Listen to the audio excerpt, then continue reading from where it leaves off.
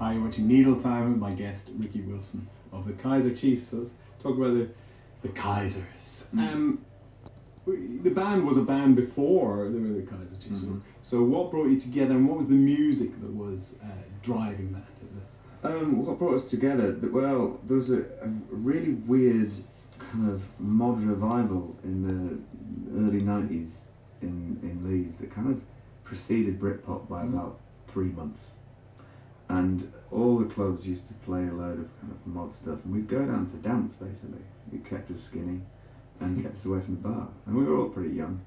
And there were a bunch of guys there who all wanted to start bands, and there was a really good kind of... No one had bands, no one was playing gigs. It was just that we thought, let's talk about it. It was a little bit like being at school and having a jotter where you draw a stage and you draw yourself on it, and it was all in our heads.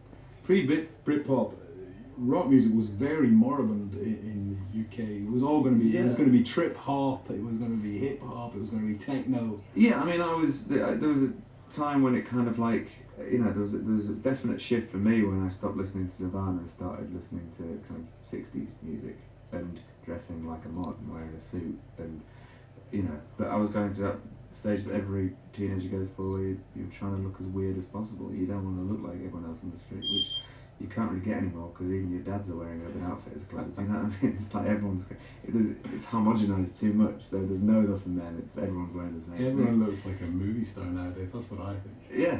Well, they possibly are. But we'll all be famous for.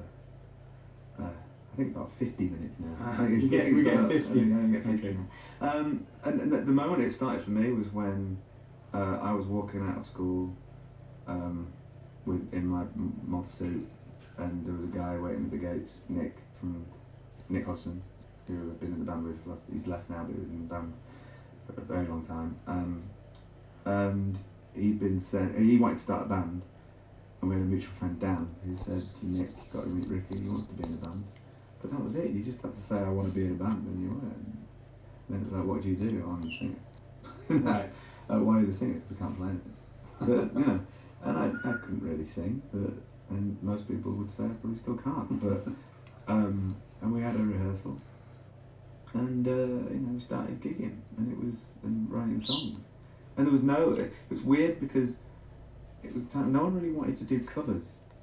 In any bands around at that time, no one thought, right, what we'll do is we'll learn 10 covers and do a gig.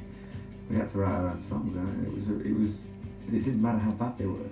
We just wanted to get on the stage at the Duchess, and once we had a taste for that, it was no going back.